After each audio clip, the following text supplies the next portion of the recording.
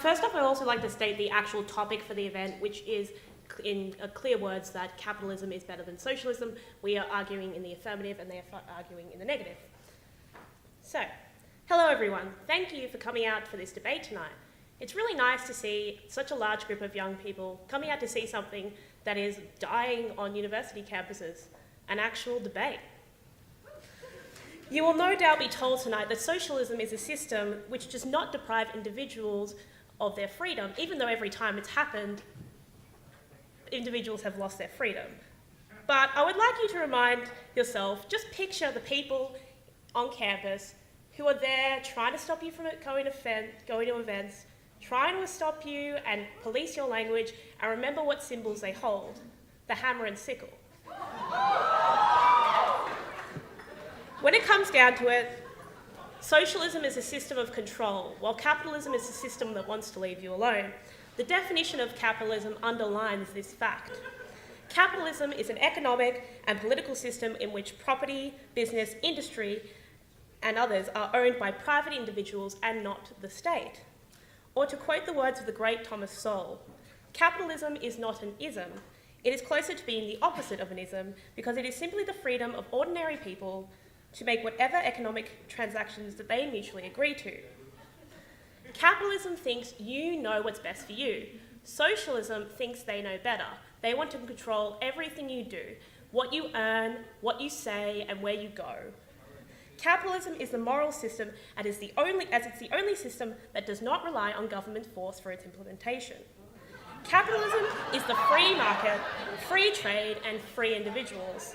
It is not protectionism, imperialism, or bank bailouts. It is the absence of government in the market and in our lives. Note, tonight, when the other side start talking about the evils of capitalism, how many government programs that they name. That is not capitalism, my friend. That is the oppression of the state. The state which the other side want to see grow and control more and more of our lives. The other side has one job to do tonight, if they want to be in the running to win this debate, and it is not simply to list every horror in this world and blame it on capitalism. No, they need to explain how socialism will actually work and how it will be better than or even equal to capitalism. They need to resolve the matter of incentive and how this time it won't result in mass graves. They could prove tonight that capitalism is bad, but if they don't prove that socialism is better, you technically lose the debate. I, as first speaker, will be outlining why capitalism is better than socialism. My second speaker, Matthew Lesh, will be exploring how capitalism creates a more equal, tolerant, and peaceful society. So apart from the moral reasons, why is capitalism better than socialism? Well, the results speak for themselves. The other side will no doubt talk about the inequality of modern society. And yes, inequality can be a bad thing, especially when it's enforced by the government. But what socialists don't seem to be able to comprehend is that inequality existed before capitalism. We weren't all skipping through the fields, picking daisies.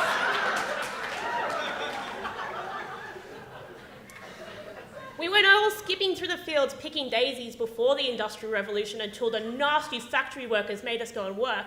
The reason that most people went to the first factories is because they were starving to death on unproductive farms. So apart from the moral reasons, why is capitalism better than socialism? Well, the results speak for themselves. The other side will no doubt try to... There are other examples in history. The only examples in history where the masses have been pulled out of horrific poverty have been in societies that have had capitalism and largely free trade.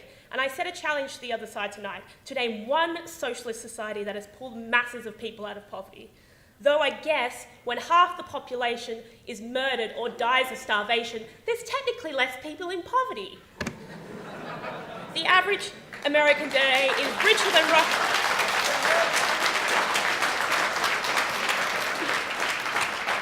The average American today is richer than John D. Rockefeller. They enjoy air conditioning, TV, smartphones, internet, timely transport, contact lenses, international food, antibiotics, and a high likelihood of surviving infancy. These are things that even the richest of the rich couldn't afford 100 years ago. That's because one of the ways you get rich in a capitalist system is to produce something so efficiently that the masses are able to access it. Socialists think that any way of accruing wealth in a capitalist system is immoral and exploitative. Who here has purchased a Harry Potter book? Raise your hands. Well, you've all contributed to inequality. Well, by exchanging your capital for a service from J.K. Rowling, you have turned a once poor, desperate single mother into an evil capitalist who's oppressing the worker. Over 70% of the people on the Forbes 2014 billionaire list are self-made. These numbers continue to increase since 1981, as more and more individuals have had access to the great ladder out of poverty, which is capitalism and the free market. The gap between the rich and poor does not matter. What really matters is if the poor are being pulled out of extreme poverty, and capitalism is doing that. Between 1990 and 2010, 1 billion people were lifted out of poverty. During that time, a UN report showed that economic freedom had increased by 25% worldwide. So more economic freedom equals less poverty. Note the countries from Eastern Europe, Asia through to Israel abandoned socialist economic policies in the 1980s and subsequently became rich, successful, and more tolerant and free societies. The most rapid falls in poverty are happening in the countries that are joining the global trading system. Now let's look at the record of socialism. The definition of socialism, according to Marxist theory, is a transitional state between the overthrowing of capitalism and the realization of communism. The other side here tonight does not believe in a peaceful democratic rise of socialism. They say so on their website, that they believe in a violent overthrowing of the current system as the only way to bring about real socialism. Socialism and communism has led to the deaths of millions of people. Unions of socialist republics killed over 25 million people between 1917 and 1987. Mao killed over 70 million Chinese. Pol Pot murdered 1 in 3 Cambodians. But you know what the other side is going to say? That's not real socialism. But when it comes down to it, this ideology is murderous to its core. The concept that life is a zero-sum game and the only reason people become successful is by exploiting the poor brings out the very worst in human nature. The prime example of this is what happened to the kulaks in the Ukraine. The only crime the kulaks had committed was to become freed from serfdom in 1861 and then accumulate enough wealth between the Russian Revolution in 1917. So they had a couple of cows, a small plot of land, a few people who worked for them when they were harvesting their crops. And in return for that, Lenin branded them as bloodsuckers, vampires, plunderers of the people, and profiteers who fatten on famine. Communists and socialist intellectuals visited the poor that lived near these kulaks and told them that the reason they were poor was because those successful farmers had stolen from them and oppressed them. And they told them that it was the good and moral thing to do to go back and steal what was really theirs. So with hatred in their hearts, they went to revenge themselves upon the kulaks. They murdered, raped, and tortured these people who dared to be successful. And what happened next? What happens when you murder all the successful farmers? 6 million Ukrainians starved to death. I asked the other side, do you believe that the kulaks deserve that, considering they were exploiting the workers? I have heard socialists on this campus use the term kulak as a joke. That is sickening. There was a poster for an event held at CFMEU headquarters celebrating the Russian Revolution that had a note on it that said, "Don't be late or you're a kulak." This is sickening and disgusting. This ideology is not empathetic and peaceful like they may tell you. Karl Marx once said, "The last capitalist we shall hang will be the one who sold us the rope." The more you look into the radical left and socialist beliefs, you realise that George Orwell was right. Socialists don't care about the poor, they just hate the rich. Inequality, hunger, poverty, and death have existed for a very long time, and they existed before capitalism. Capitalism and the free market is the only system known to man that has been shown to alleviate it and create human flourishing. Thank you.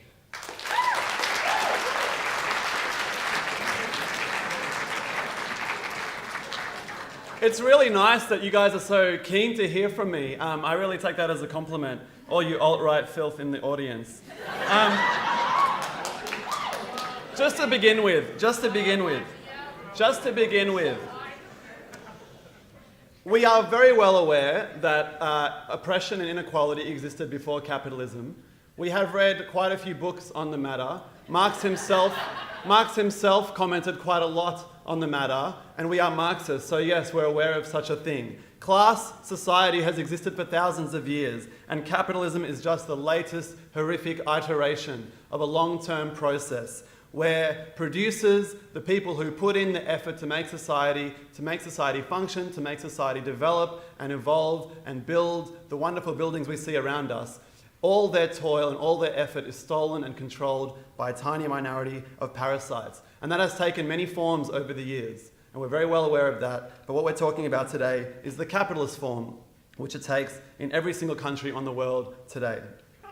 In terms of what is capitalism and what is socialism, a lot of the horrors that the first speaker pointed to, I would acknowledge. As a Trotskyist, a revolutionary Trotskyist, I have no sympathy whatsoever with the Stalinist regimes of Russia and all the other countries you pointed to.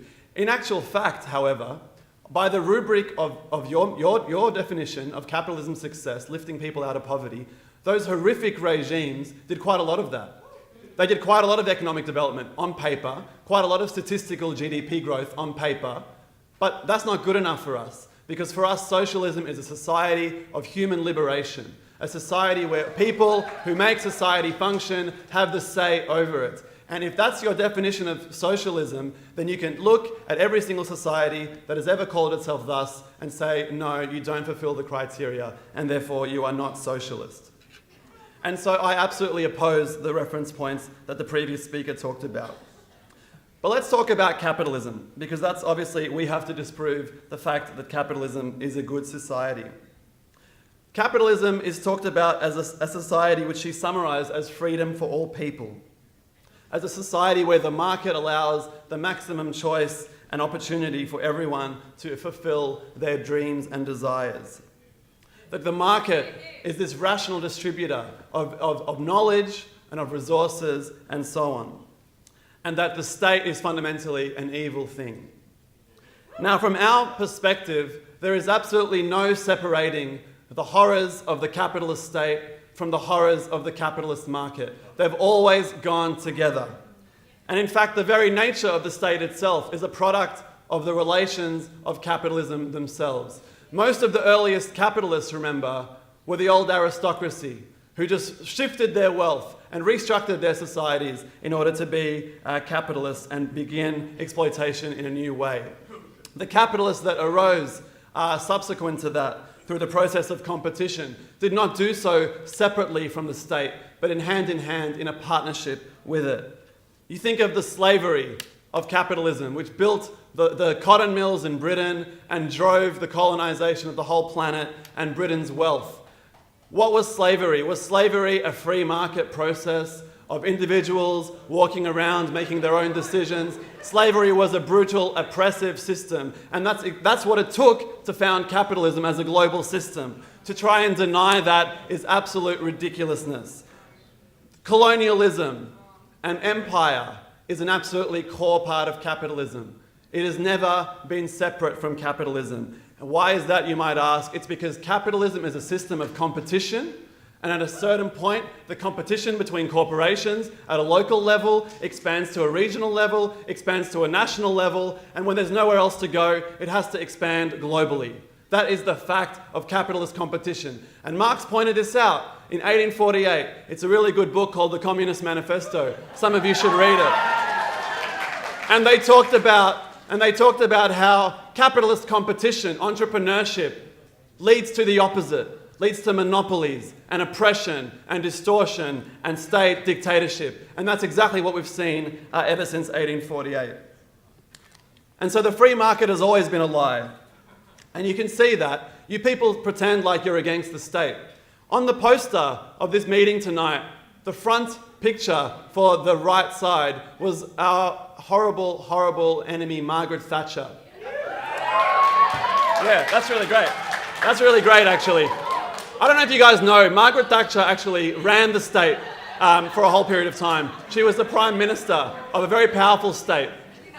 And she used that state in a very powerful and repressive way. She didn't abolish the police force. She didn't abolish the military. She didn't abolish the repressive institutions that we in Socialist Alternative would love to abolish and genuinely oppose.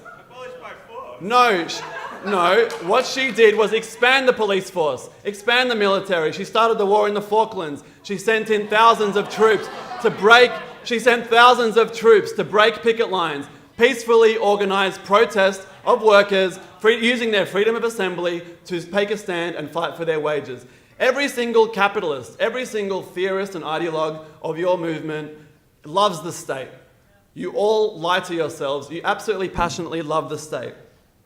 Another example of that is unions. Trade unions are an expression of people's right and desire to organise collectively. As socialists, we support them absolutely on principle. We support the right of people to organise. The right wing of every country in the world, including Margaret Thatcher, including people like Friedman, Hayek, etc., the Chicago boys, they oppose unions. And yet they claim to be in favour of freedom and the freedom of organisation. And yet they supported Pinochet murdering 20,000 people in the space of a couple of weeks to crush the left and to crush the unions. This is absolute hypocrisy, but the only way you can understand it is by understanding that libertarianism is a lie. It's the lies that capitalists tell themselves to help themselves sleep at night. It's all absolute garbage. In terms of poverty and inequality, I want to talk about that. You guys talked about the great benefits of capitalism in lifting people out of poverty. I won't deny that the absolute wealth in the world has increased exponentially in the last 100 years. And therefore, yes, to some extent, that wealth has meant that people are overall slightly better than they were. I'll have you know, 80% of people on the world earn less than $10 a day. 80% of people in the world, less than $10 a day. Is this the high point of capitalist accomplishment? Is this really what we're talking about? However, when you look at the stats a little bit deeper, you can find out some interesting truths. 71% of people lifted out of poverty in the last 40 years is from China. Now, I'm not sure if an authoritarian dictatorship, neoliberal regime like the Chinese Communist Party runs in that country is what the IPA supports, but that's responsible for 71% of poverty alleviation in the last 40 years. We in Socialist Alternative do not support that method of poverty alleviation. We support people-driven, worker-driven redistribution of wealth by the workers from the workers. From the rich, I should say. Okay, but it's important to say that the technological advancement and ingenuity that we've seen in the last 100 years and 150 years, maybe 200 years, this is not produced by capitalism by itself. Development and advancement in science and technology is a product of human society. You could just as well say in the last 10,000 years that wealth and poverty has been alleviated and wealth has been increased, because that's also true. Because the reality is it is human nature to collectively labour, to collectively think and develop new ways of organising society, our relationship with nature, and that's why throughout history these things have improved. And so for Socialist Alternative, it's not good enough to just say, have things improved or not in absolute terms, but it's about judging the society in terms of their fulfilling the capacity of that society to maximise the freedom and capacity of every individual within it. And so we are clearly failing on this measure. We have enough food to feed 10 billion people in the world right now, and yet people starve on a daily basis. In Australia, homelessness is at 100,000, and yet there are 1 million empty homes. I could go on. The key issue is the commodification of society and everything within it. We can do better than this. We can do better than a society where the only people who matter are the people with money. You talk about supply and demand curves. Well, the people without money don't register on those curves. They have no effective demand. Their desires go unfulfilled at a global and at an Australian level.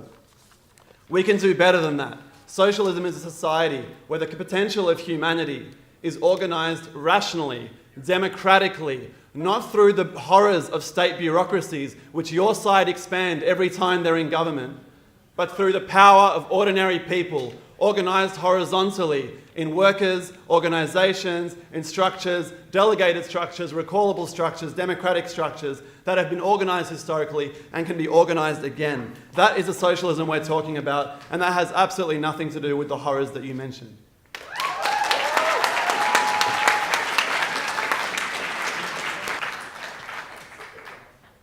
Well, wasn't that fun? I mean, look, it might be true that the socialists were the first ones campaigning for marriage equality, but it's certainly Malcolm Turnbull who finished the job, so well done, thank you.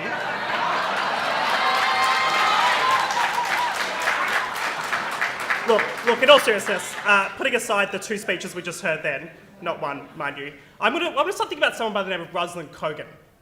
Kogan's parents came to Australia fleeing Belarus, a Soviet-style socialism. They came with just $90 in their pocket.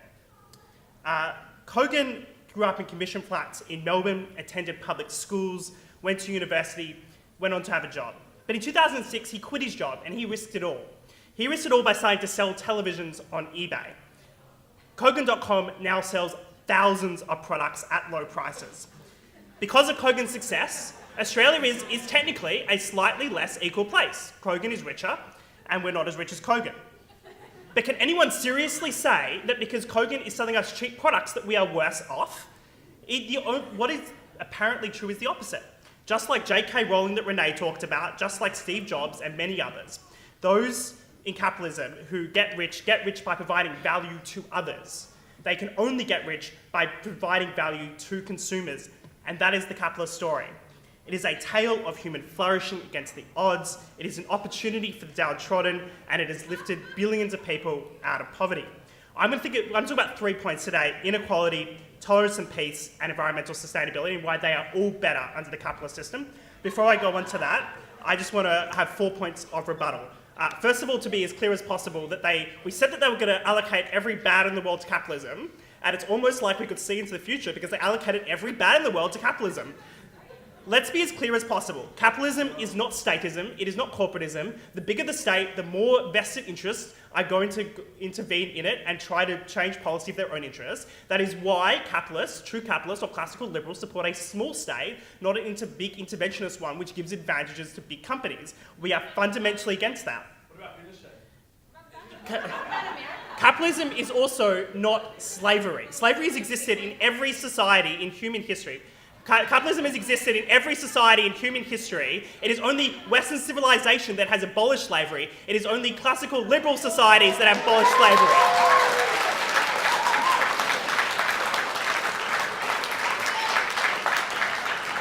Secondly, let's say that ANU Rabsy Centre, maybe it won't come there, but it should certainly come here. Maybe they can teach these guys about how capitalism led to that outcome. Secondly, on capitalism and innovation. Look, they are not completely wrong that there is a scientific instinct in humans and we want to improve things, but it is through capitalism that the improvements of science are taken to the masses in actual useful products. That is the nature of the capitalist system, is to try and take scientific inventions and make them practical and put the more power in my pocket than literally existed on the Apollo 11 mission that arrived on the moon. That is the capitalist system and the innovation that is enabled by the capitalist system. Now, I don't know about you, but I'm yet to hear about the iPhone creation of North Korea. I don't know about you, but I'm yet to hear about any innovative products coming out of Venezuela. And I don't think the Soviet Union survived because they were so innovative and capable of producing products. And they failed because they are a failed economic system. Now, it's great that they told you to read Marx, because I think that speaks very well to my third point, which is just how far in the past their literature is. It's like it got to the 1890s and that they don't read any literature since. It's like they're kind of stuck in this Charles Dickens-esque world of when that is not the reality of today's workplaces. In fact, capitalism has meant that we are living safer, longer lives. In fact, workplaces are safer today than ever before. The amount of workplace fatalities is down 90% over the last 50 years. Are you going to let me speak or are you going to interrupt me? It's up to you. We can also add to that workers are not just workers, they're also consumers. And in capitalism, consumers are the boss. Just ask any small businessman, if you don't provide for your consumers, your business will ultimately fail. It is ultimately only through innovating you can achieve anything.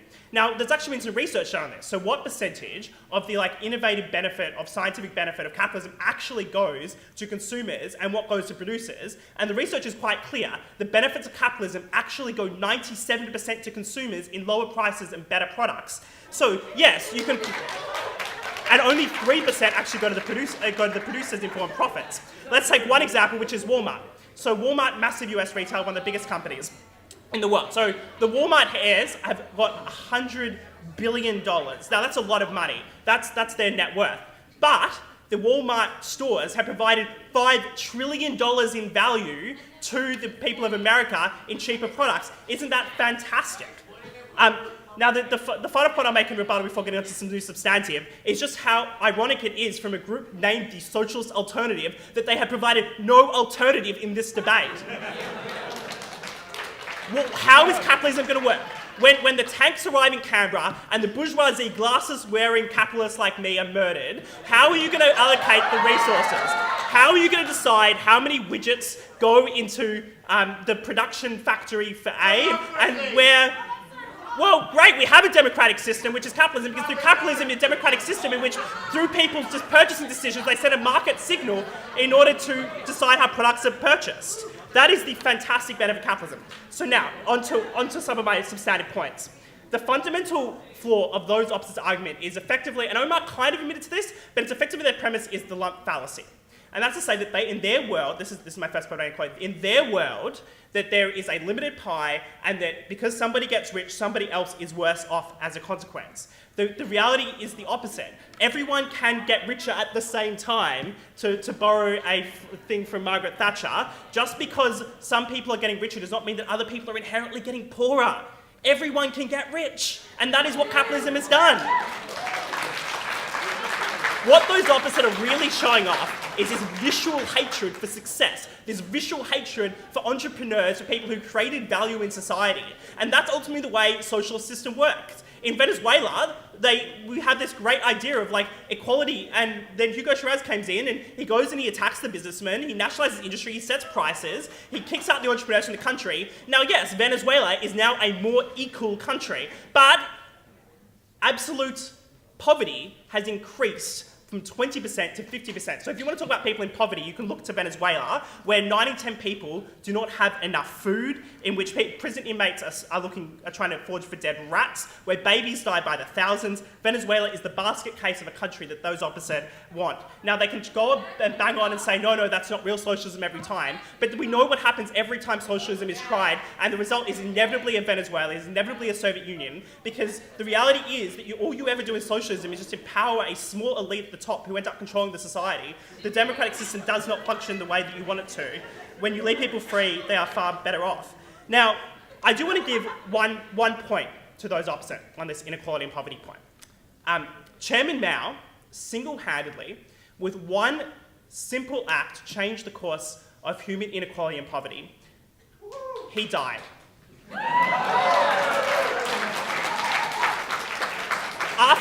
After Chairman Mao died, and look, you're absolutely right, China is not the idyllic free market capitalist country, but as soon as they adopted even just some mechanisms of free trade and capitalism, there were literally hundreds of millions of people were pulled out of poverty. Also on top of that, in the last 25 years, every single day, 137,000 people have been put out of poverty. Isn't that an amazing result of the fact that capitalist and free market economies are succeeding, or at least more capitalistic economies? Now, I'm going on to my second point about tolerance and peace.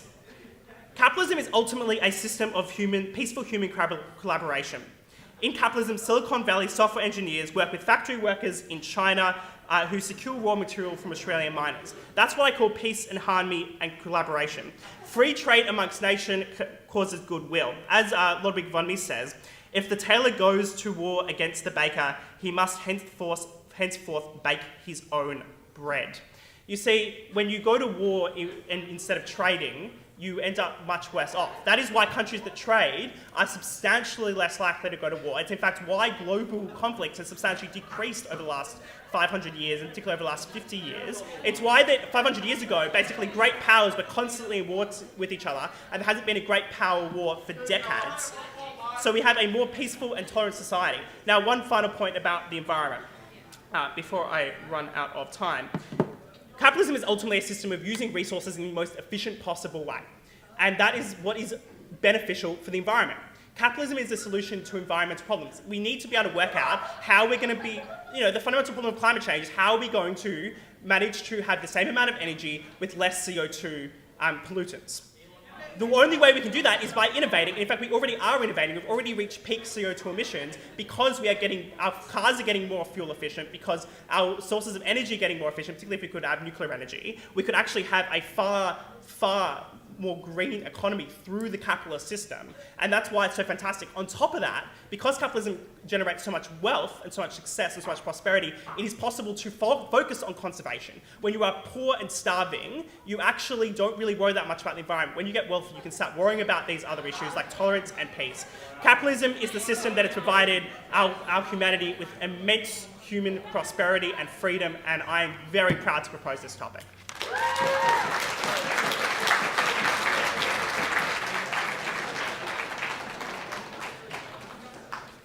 Okay, well, there's actually a fair bit to respond to.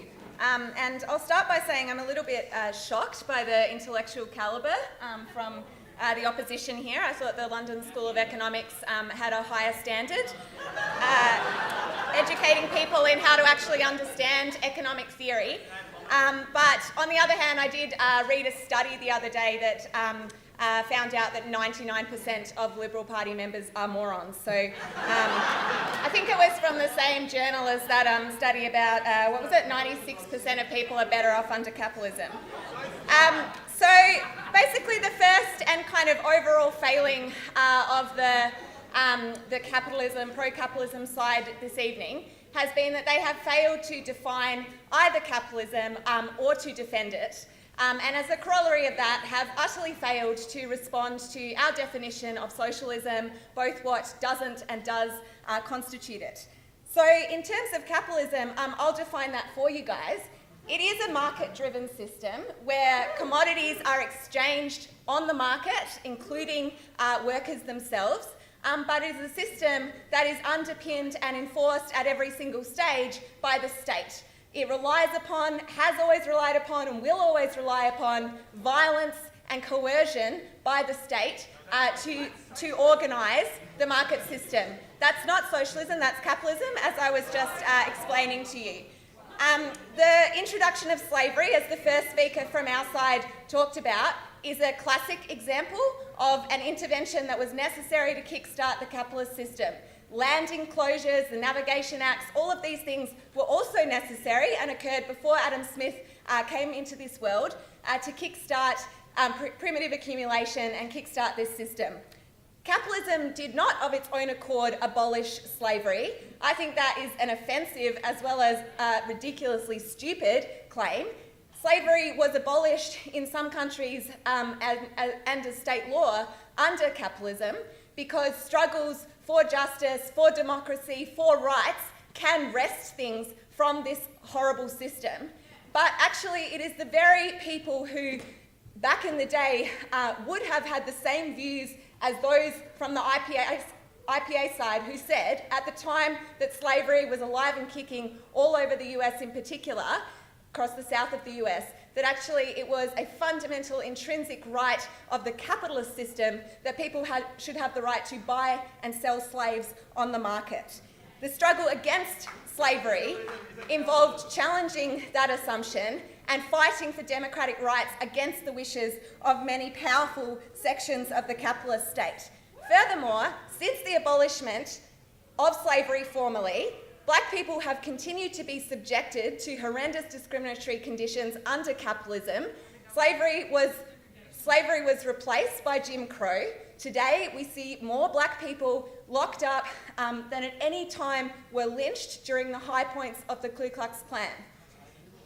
The people on the other side actually call for an abolishing of the minimum wage, something which would disproportionately concentrate and compound the poverty experienced by Black people in the United States, which by and large comes from the fact that they're already living on or below minimum wage. I think that we have to be really clear that the freedom that these people say is part of capitalism is fundamentally not part of capitalism, and neither is it something that is desired by the representatives of the IPA. Capitalism is a society based on the profound unfreedom of the majority of the world's population. It involves the freedom of the super rich, to be sure. It involves the freedom of the people who control the means of production, who have huge stores of wealth, to do whatever they like in their lives, on the market, move wherever they choose around the globe, and so forth. But for the vast majority of people, there is no freedom. And for that, we should understand a layman's term of freedom.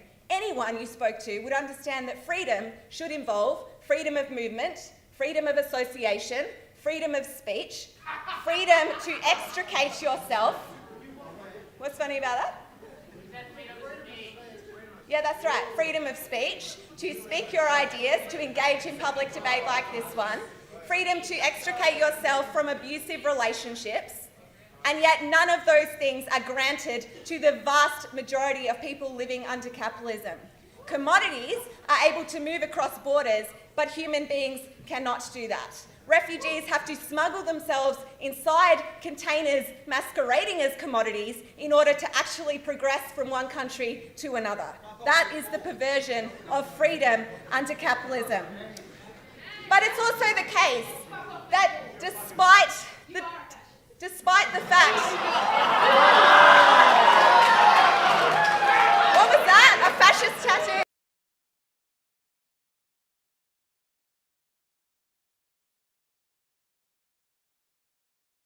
Yeah, I'm proud to stand in a tradition of Trotskyists who fought fascism heroically, actually. But where I was at was to say that not only does capitalism not provide for freedom, but it is based fundamentally on the state, as I've explained, but these people deny. And in fact, I think that denial is a lie. I think that actually they love the state, because the IPA has never commented on state brutality in the form of policing, in the form of wars. In fact, the only problem they have with state intervention is in the rare times when states actually deliver things that are progressive. The only things that they oppose the state intervening into in society are things that actually make the lives of ordinary people better. Welfare provisions, healthcare, education.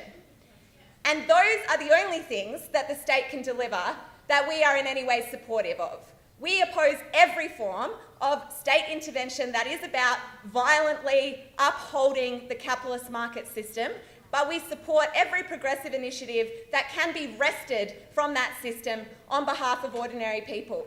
And we stand not alone in that position. That is the position that has galvanised millions and millions of people to fight for things, to fight for the welfare state, to fight for democratic rights throughout the history of capitalism.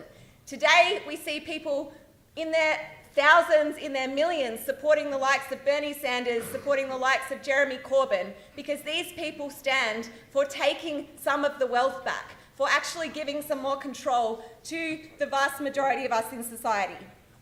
But we also stand for something further than that. We stand for going beyond that. Socialism can never exist within a society based on the fundamental logic of capitalism, where every single commodity is produced for the market.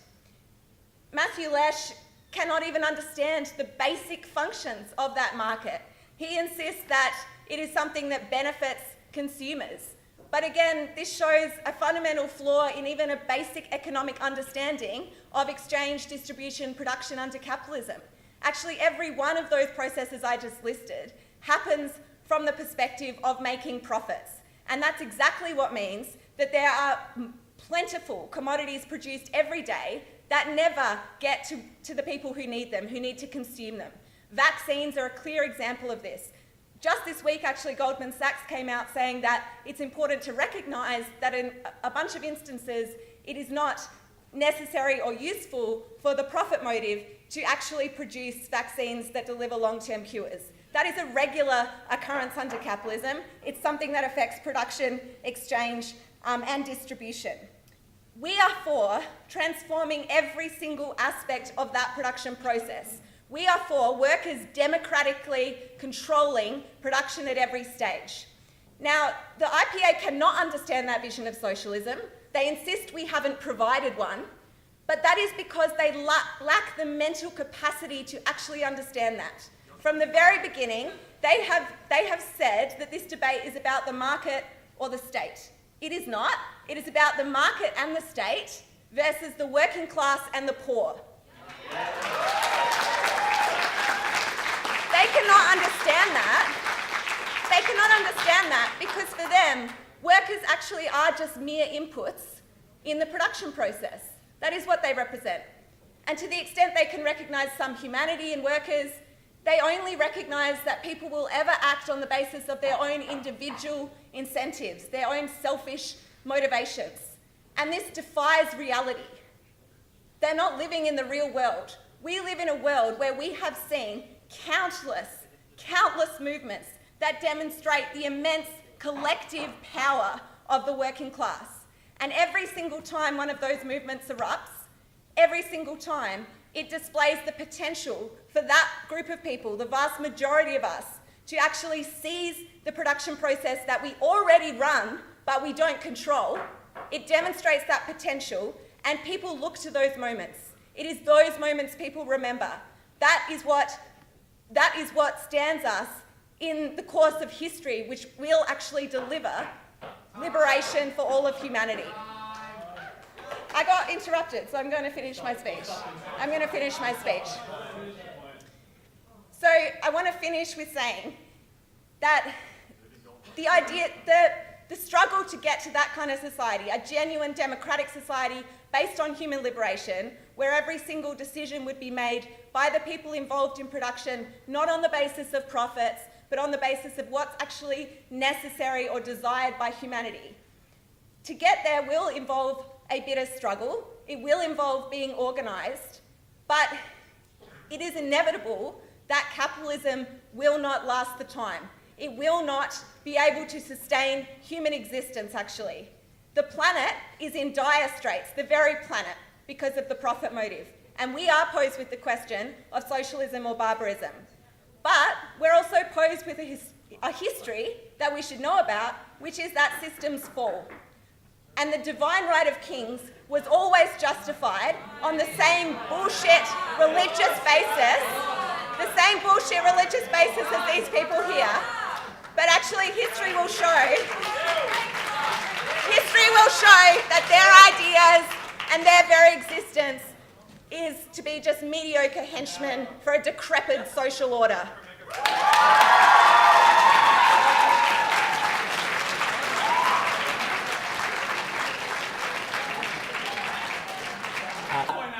And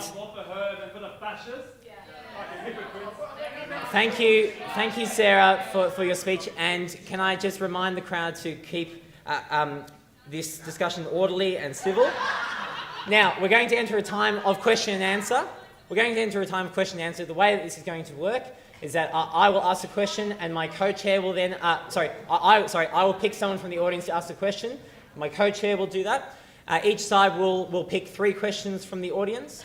There will be a 1-minute question, 1-minute time limit for the question, and a 2-minute time for response. After the conclusion of Q&A, we'll invite one speaker from both sides to give a 1-minute summary, and then we'll let you be on your way. So I'm going to take my 3 questions from this area, that area, and that area. Would anyone, hands up? We're going to do it by show of hands. Someone from this area?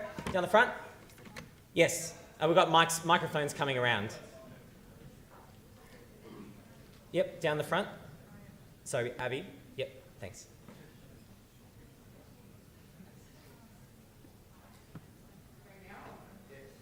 Yep. So, my family are second-generation Australians who fled a very oppressive communist socialist regime in Yugoslavia, and they would be downright disgusted at you guys and how you were talking about socialism as if it's some sort of free, democratic system, and in fact it's the complete opposite. If you were to implement socialism, who would be in charge? I know you're saying workers, but there's going to be someone in charge. Would it be you guys?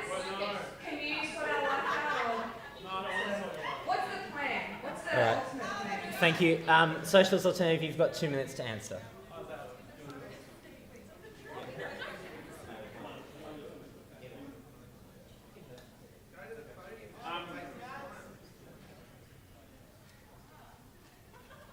Socialism is about horizontal collective decision making. It's really hard to convey my disappointment at the fact that the IPA side of the audience can't understand that dictatorships, like in Yugoslavia, are nothing to do with what we stand for. What we stand for is an elaborated version of radical trade unionism. Mass meetings at a local level, in every workplace, in every community, making decisions, electing delegates, all on a recallable basis, all on a basis of no perks, no privileges for those elected, and together they can decide how society is organised collectively. That is what socialism is all about. We have nothing like that today. If you can't see that, you're an absolute buffoon. What we have today is a two-party system in almost every country in the world where both parties stand for exactly the same thing, and in between elections you have no say over what goes on.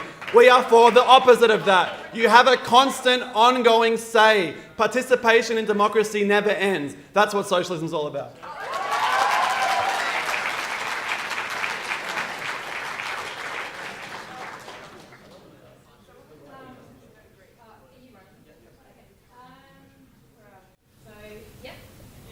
Well, I think the IPA's put forward a really fantastical picture of what capitalism looks like, that it's all just a bunch of small business owners, plucky individuals who fled Eastern Europe and come to make their mark on Australia with, toaster ovens or whatever. But I think it's really important that we understand what capitalism actually looks like. It is an immense concentration of wealth in the hands of a minority. It's not just a bunch of small business owners running around and everyone equally competing with each other. But the entire existence of capitalism, wealth is being concentrated in the hands of a tiny minority. 60% of the Australian media is owned by one man, Rupert Murdoch.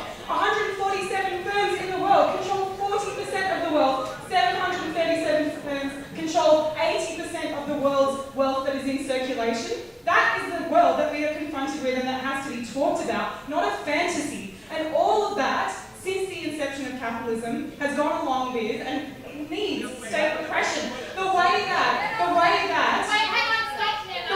working class was even created, because it wasn't the case that for all time individuals had to sell their labour to a boss. The way that it was created was a series of Stop me to explain. I'm allowed to speak for a minute, you idiots. People had 2 minutes to speak. They don't have to ask the question. People had 2 minutes to speak. So, people from the floor, the IPA side and Socialist Alternative, don't lose your minds, have 2 minutes each to speak. Calm down. Off you go. I thought you guys want free speech. It's crazy. So it's important to understand the working class, the entire existence of capitalism was brought about by the state. Importantly, the British state, by that I mean the British monarchy, which created organisations like the British East India Company that created modern capitalism. So if you want to separate arbitrarily the state and all of the violence that it does to people, the way that it has repressed and coerced workers into working, because it wasn't the case that there were just millions of people who found themselves in London with no work and just decided to sell their labour for a pittance. It was the case that they were created and put in such a position by the English monarchy in the name of capitalism. So look, do your history and try to answer that. And the whole history since that point of capitalism has been the private enterprises, a tiny minority of people who own most of production, in concert with states. Yep. Like Thank you. British Your monarchy 2 and minutes. others, Your 2 minutes has don't expired. capitalism. So Thank you you. need to be able to Thank answer you. that. Thank you. Would someone from Generation Liberty like to respond? You have 2 minutes.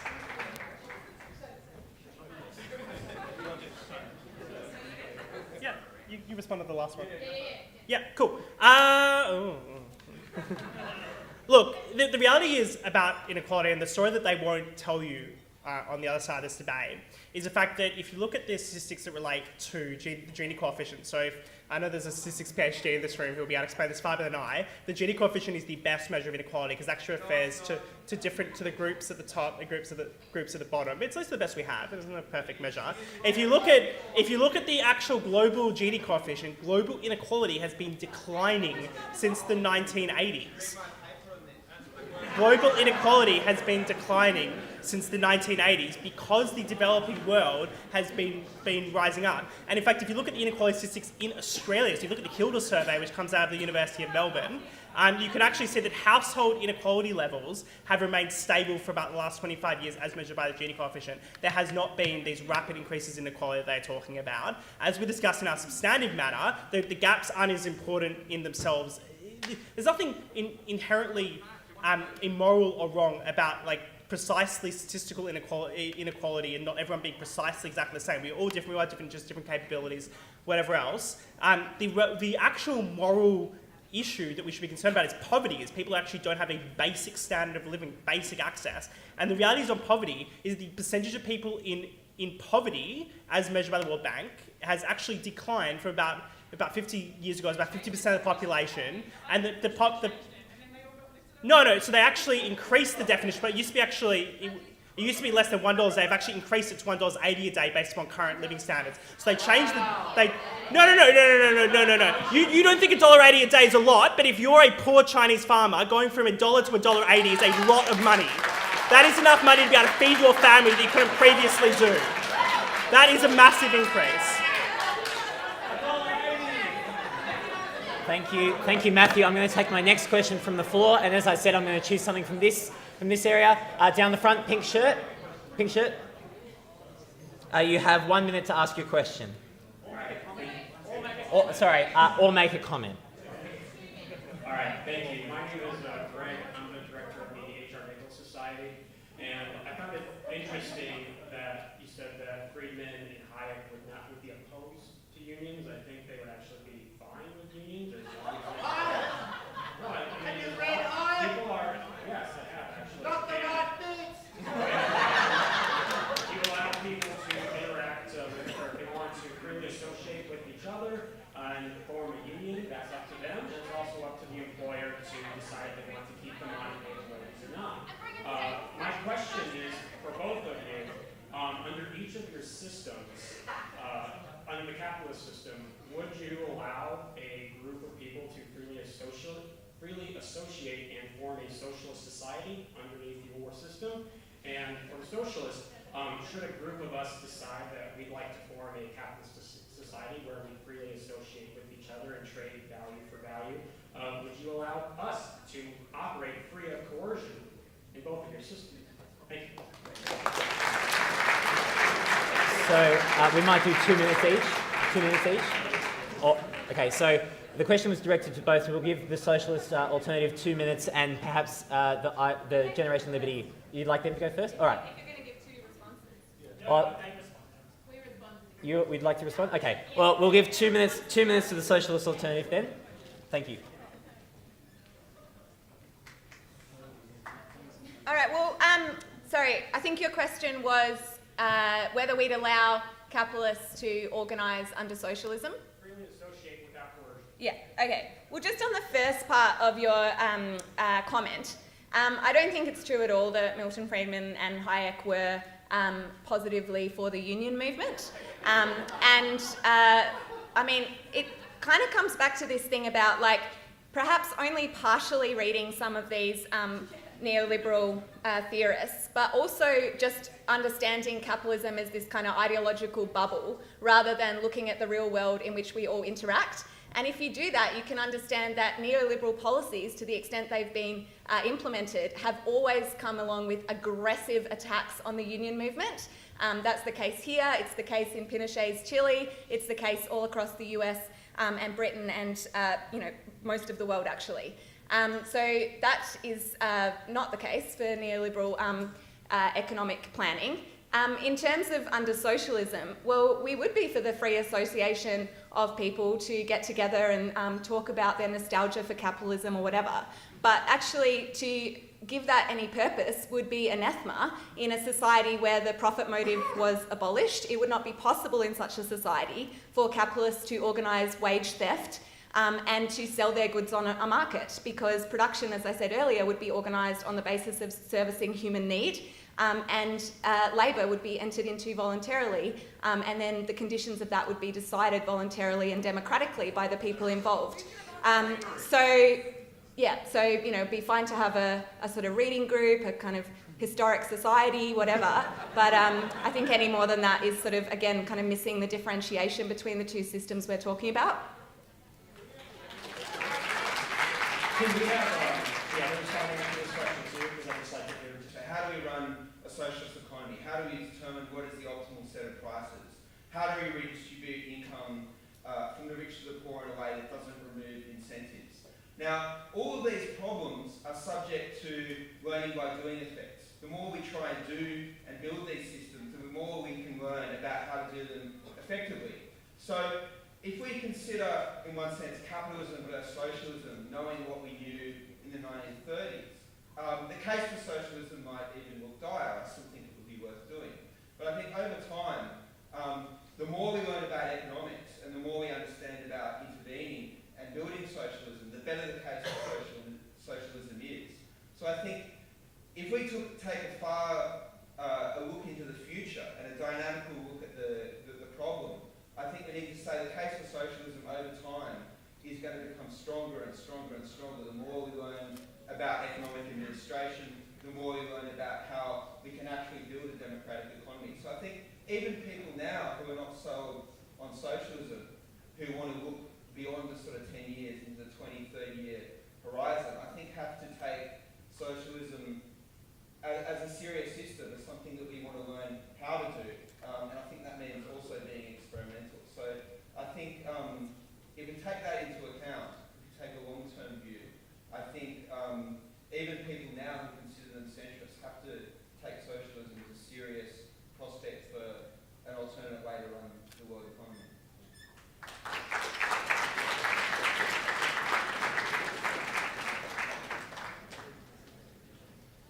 So what you're pretty much saying is to implement socialism, we need to experiment to figure out how we solve the knowledge problem. See, the only problem is every time you experiment, millions of people die. So every time you try and figure out how to do food distribution, people end up starving to death. So I don't know, I'm not really into that experimenting because that experimenting hasn't gone well in the past. Also, when it comes down to it, preferences and choices come down to the individual. So you're simply not going to know what each individual wants and what each individual needs at the basic level, while the market lets each individual decide. So you're going to solve the knowledge problem by getting the information of, you're going to ask every single person in Australia what they want, and half of them are going to be something that goes against what the other one wants. So the knowledge problem is still a problem. Okay, you don't know how to run the market. You don't know how the free market is a completely complex problem. And I do say that the Socialist Alternative tonight has not given us an alternative, and they have not explained how they're going to solve the problem here. Okay, all they've told us is how bad capitalism is. And they did say that I didn't define capitalism, but you know the first part of my speech that you were screaming over? Yeah, I defined capitalism right there. I'll say it again if you really want me to.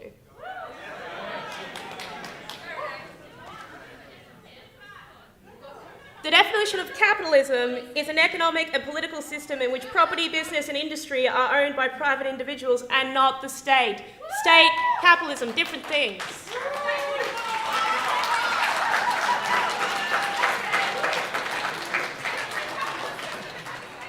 Thank you, Renee. We now turn to our final question for each side. I'm going to take my final question from this side of the room. Question, is that a hand down the front? Down the front. You have 2 minutes, thank you. I got one too. I just have one question. One thing that I struggle to really understand under socialism is the whole idea of incentive. So would you just be able to explain it? I'm not going to try to. I just want you to explain incentive and how it works under socialism.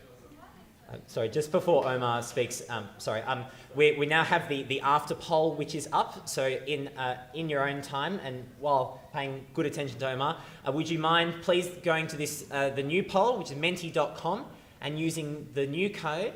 So it's the same question, but it's now after you've now heard this debate. What are you thinking? We'll show the results at the conclusion of this question.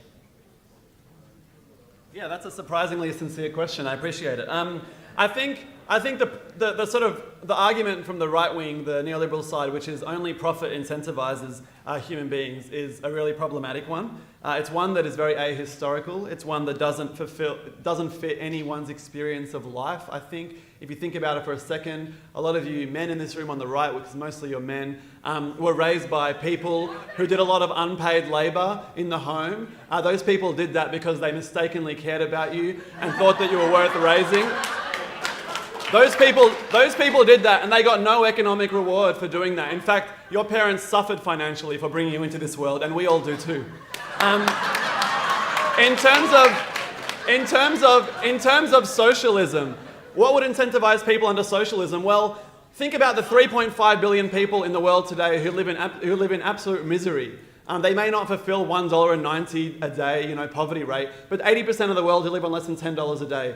Those people have dreams, they have scientific ideas, they have creative knowledge, they could write books. None of those people can do anything because of the policies of people like you in this room. So socialism will multiply creativity, multiply innovation, multiply incentives, because incentives to dream and to create is what makes human beings, and to do so collectively. So socialism, by providing people with the base level of necessities, will allow all of us to do the things we wanted to do when we were 5, and then we gave up to wear suits and sell people out.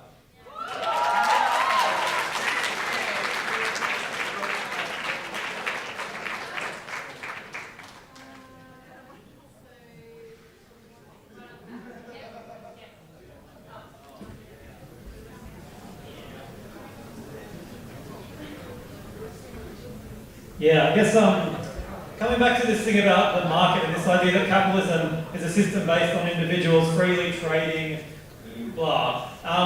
This is just a total myth. The reality is the vast majority of people on this planet do not have commodities they can sell on the market besides their labour power. That's the reality of what capitalism is in a market system. A tiny minority control the means of production, and therefore they can buy the labour power of the vast majority. And how do they create their wealth? It's not by providing good value to their customers, it's through exploitation. This is the basic fact of capitalism. When we look at the richest corporations on the planet, someone, I think Matthew or someone praised Walmart before as a great example of capitalism providing value to people. Walmart's actually one of the biggest recipients of government welfare in America. It pays its workers. You can work for full time at Walmart and you're still so poor that you have to get food stamps actually to make ends meet.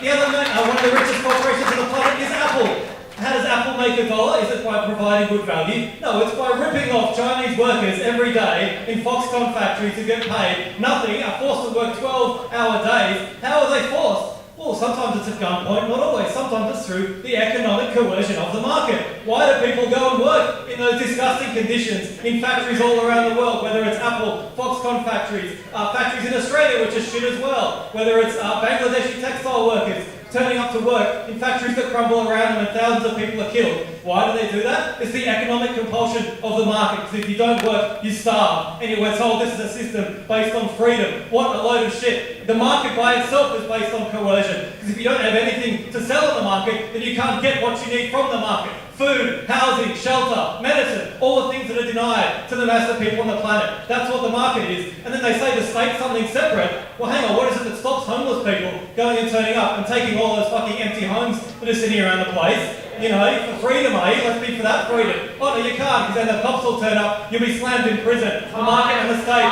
they're hand in hand. And we're for neither of them. Genuine freedom, genuine human liberation can only come through abolishing all of that.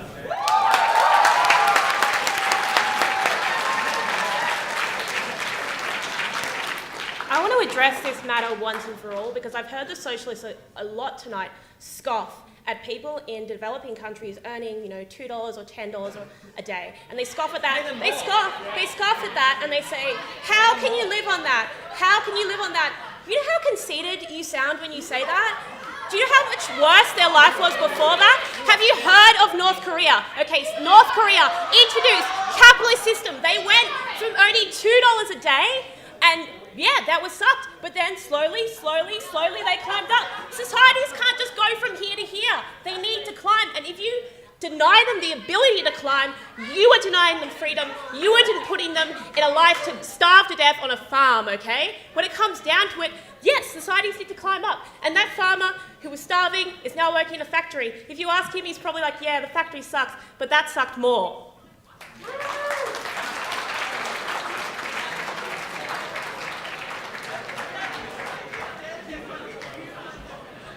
Thank you. That concludes, unfortunately, our question and answer session. We are limited by time here. We now enter the time where one speaker from each side will be invited to give a 2-minute closing statement. The Generation Liberty will go first, and we'll let the Socialists have the last say on the matter. Just a reminder, if you haven't done so already, please vote on the poll at menti.com and use the code that's on your screen. Thank you, and I invite, looks like Matthew up to conclude.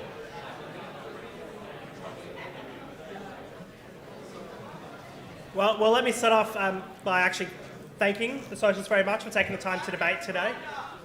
It's actually, despite some quite a rowdy interrupting audience, I think this was actually quite a good debate, a lot of good ideas.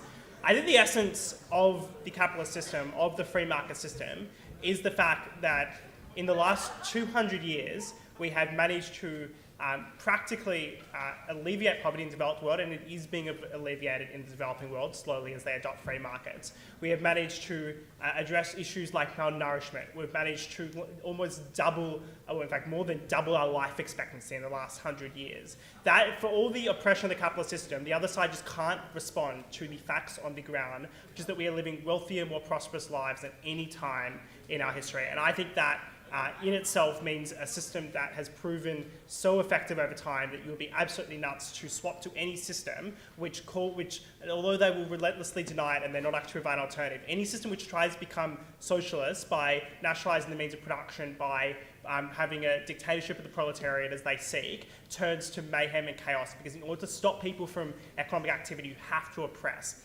Now, in sum, I want to let's say continue this debate at the pub, but I also want to tell you, as the good salesperson I am, that we have a special Generation Liberty membership offer today. You can sign up for Generation Liberty for $10. You will get amazing capitalist value if you sign up. It's only $50 of value for 2 years. You get $10 for 2 years. You get two-year Generation Liberty membership. You get a 2-year subscription to the IPA Review. That's 4 copies a year. You get priority access to our events, and you'll even get a free book. How amazing is that? Capitalist value. So we also even have some amazing stickers. So come over. We'll be over there at the table. Let's have a chat. Let's sign up to Generation Liberty. And thank you very much for coming, everyone.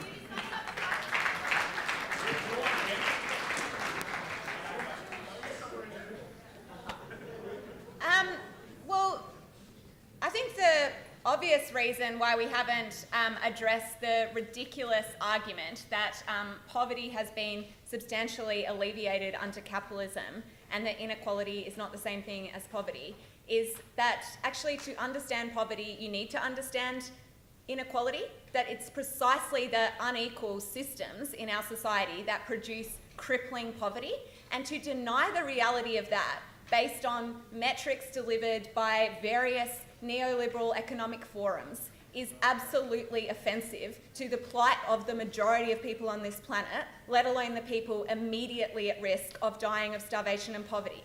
Today, 22,000 people, children rather, that doesn't include adults, died of poverty. 22,000. That adds up to 8 million a year. So I think it's sickening that anyone would dismiss that. And then you want to talk about the people that have made it up to the glorious lofty heights of living on $1.90 a day.